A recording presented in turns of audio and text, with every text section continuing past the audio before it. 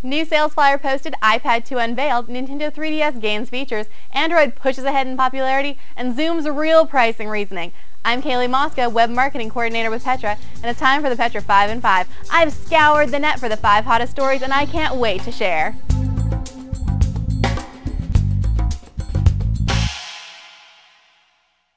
One of the coolest features of the Petra website is our online catalog, flyers, and emails page, which brings you all of the latest materials from Petra in one place.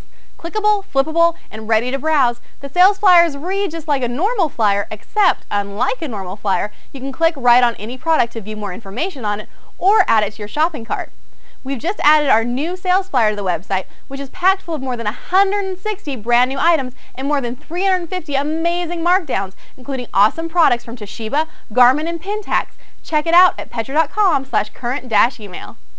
You know that the iPad 2 was revealed last week, so it's pretty much required that we do a story about it. But even as an Apple girl, my heart's just not in it. Why?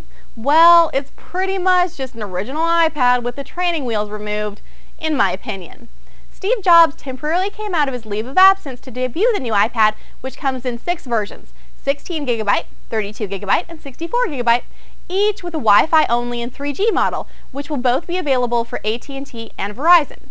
With the new design, the iPad 2 is powered by an A5 dual-core processor, making it twice as fast as the current model, and also has new faster graphics processor.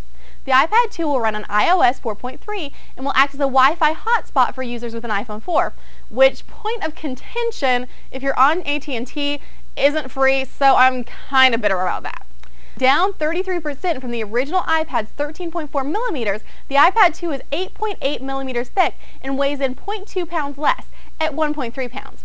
Of course, as rumored, this version has rear and front-facing cameras, so users can now FaceTime. There is now a color choice as well, giving the user the option between white and black, and the white model is allegedly a real thing, unlike the white iPhone 4, which I have yet to see in person. Now, one thing that is really cool is an HDMI video mirroring feature that lets users mirror whatever is on their iPad screen on an HD TV via an optional adapter. The iPad 2 arrives in stores March 25th, with pre-orders beginning March 11th, but right now, I'm still pretty serious about that Kobe. As 3D gamers gear up for the release of the Nintendo 3DS, more exciting functionality news continues to come down the pike, beginning with Netflix support and Wi-Fi hotspot connectivity. Reggie Fils-Aimé, the president and COO of Nintendo North America, said that the 3DS platform will be an excellent way of promoting new games and other 3DS material, saying that the new features will be available after a major software update in May. Following the update, the 3DS will also be able to play 3D movie trailers in a format that doesn't require special glasses to view.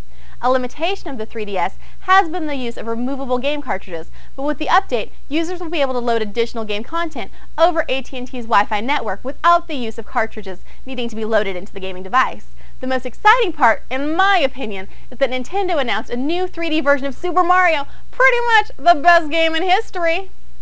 The Android platform is pushed ahead of iOS and BlackBerry in level of popularity in the US, thanks in part to a surge in the youth market. January's Nielsen figures show that Android's current market share has moved up to 29% from 27% in December, while iOS dropped from 28% to 27%, and RIM remained constant at 27%.